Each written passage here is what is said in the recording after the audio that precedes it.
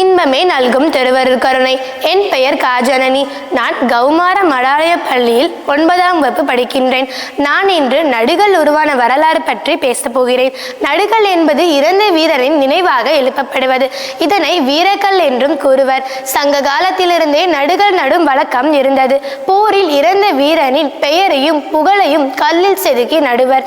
நடுக்கல்லில் வீரனின் உருவம், உயிர் நீத்த காரணமும் குறிப்பிடப்பட்டிருக்கும். புறப்பொருள் வெண்பா மாலை எனும் இலக்கண நூலில் நடுக்கற்கள் நடும் நடைமுறைகள் பற்றி கூறப்பட்டுள்ளன.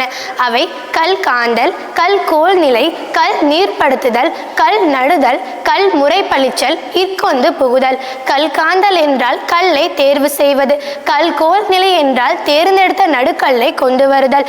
கல் முறைப்பளிச்சல் என்றால் வீரனின் கல்லை புகழ்ந்து பாடுவது.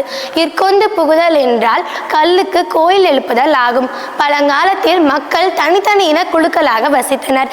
இனக்குழுவினருக்கு கால்நடையே சொத்தாக இருந்தது. ஓர் இனக்குழுவிடம் உள்ள கால்நடைகளை மற்ற இனக்குழுவினர் கவர்ந்து செல்வது அக்கால வழக்கம்.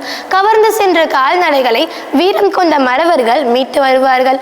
இவ்விரு நிகழ்வுகளையும் இலக்கியம் கரந்தை வெற்றி என்று கூறுகிறது. குழுக்களுக்கிடையில் ஏற்பட்ட சண்டையில் மரணம் எய்திய வீரர்களுக்கு நடுக்கற்கள் எடுக்கப்பட்டன. தேனி மாவட்டம் ஆந்திப்பத்தி அருகே உள்ள புலிமான் கோம்பை என்னும் ஊரில் கண்டறியப்பட்ட 3 நடுக்கற்கள் தான் காலத்தால் பழமையானவை என்று கூறப்படுகிறது. நன்றி, வணக்கம்.